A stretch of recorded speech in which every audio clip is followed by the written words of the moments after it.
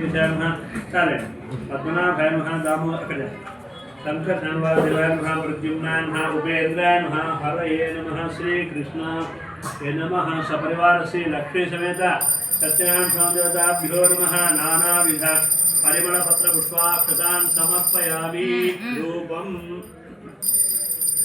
विनय రెండు మన చతుర్భవేదివే నానా గంధిర్వాఘ్యే ధూమదీపాంతరం ఆచమనీయం సమర్పయామి ఈ తాంబూలం పెట్టి దాంట్లో ఒక కప్పు పెట్టున్నా కప్పు మారే తీసుకో ఆ కప్పు పైకి జరుగు అంతా లైన్లో పెట్టుకోవాలి వాటి పెట్టుకుంటూ ఎట్లా ఇంట్లో మీరు ఎట్లా సర్దుకుంటారు వస్తువులన్నీ చంద్రమంద పడుచుకుంటాం అట్లే ఇవంతా సర్దుకోవాలి అన్ని దాంట్లో పెట్టాలి ఆరు గదలు కాబట్టి 6 దాంట్లో పెట్టాలి అన్ని సర్దుకోవాలి అట్లా ఒకటి అది కరెక్ట్ నీళ్ళు మీద పద్మ నీళ్ళు పుండరీకాక్షాయ నమః ఆ కొబ్బరికాయ చల్లండి అక్కడ ఆపిల్ పండ్లు అయిపోయినాయి దానిమ్మ పండ్లు చల్లండి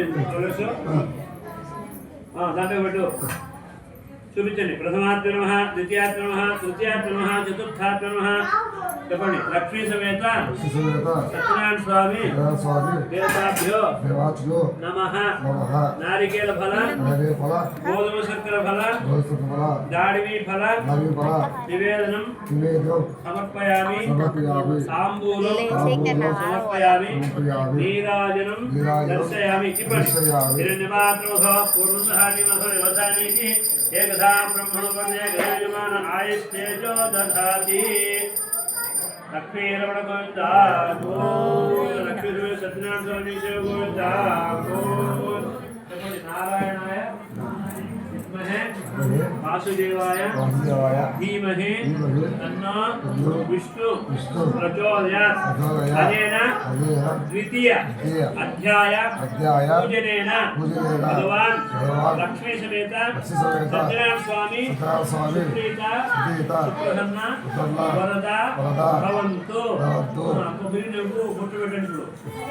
మీరేం చేస్తారంటే టెంకాయ కొడుతున్న ముందు బొట్టు పెడతారు, పెట్టకూడదు. అయిపోయిన తర్వాత పెట్టావా ఇంట్లో కూడా తెలియదు, గుర్తుపెట్టుకో. ముందు పెడుతున్న ఏం చేస్తాం, చేయి ముందు కుంకుమ దగ్గర పోతుంది, బాగుంది. అట్లా నైవేద్యం చూపించి అప్పుడు స్వామి టెంకాయ పండు పెట్టినాం చూపించిన తర్వాత పెట్టాలి. తర్వాత మళ్ళీ అడుగుతాడు అదృష్టంత స్వామి మీరు చెప్పేది బాగానే ఉంది. పూర్వము ఈ యొక్క బ్రాహ్మడు నారదుడి ద్వారా ఒక బ్రాహ్మడు విని ఆ బ్రాహ్మడి ద్వారా ఇంకొక బ్రాహ్మడు విని చేసిన తర్వాత ఒక కట్టెలు ముగ్గునే వాడు కూడా వ్రతం జరుపుకొని బాగుపడి అనుకున్నావు కదా. తర్వాత ఇండియా ఎవరైనా వ్రతం చేసినటువంటి వాళ్ళ కథ చెప్పండి అని మళ్ళీ అడుగుతాడు.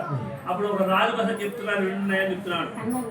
పూర్వకాలంలో ఉల్కాపుడు అంటే ఒక రాజు ఉండేవాడంట. ఆయన చాలా మంచివాడు. జితేంద్రియన్ గచ్చవాది గచ్చని దేవాలయ ధిరే దినే ధనమత్వ దిజా సంతోషేసు. ప్రతిరోజు కూడా ఆయన దినచర్యమంటే ముందు స్నానం చేసి గుడికి పోతాడు. రోజు గుడి పోయి గుడిలో దర్శనం పూజ అంతా చేసుకొని తర్వాత ఇంటికి వస్తాడు. ఇంటికి వచ్చిన తర్వాత గో పూజ అంటే ఇంట్లో ఆవును పూజ చేసుకుంటాడ. ఆవు పూజ అంతా ఆవుకు 3 ప్రశ్నలు జరిగి తర్వాత ఇంటి దేవుడిని పూజ చేసుకొని ఇవన్నీ ఆయన అంతా ఆ యొక్క కార్యక్రమాలకు రాజు కదా, సభకు పోవాలి కదా, మన ప్రజలు కష్టాలు బాగా తెలుసుకోవాలా. 9, 9:30, 10 గంటలకు ఆయన సిద్ధమై రాజు సభకు పోతే అప్పుడు ఆ ప్రజల్లో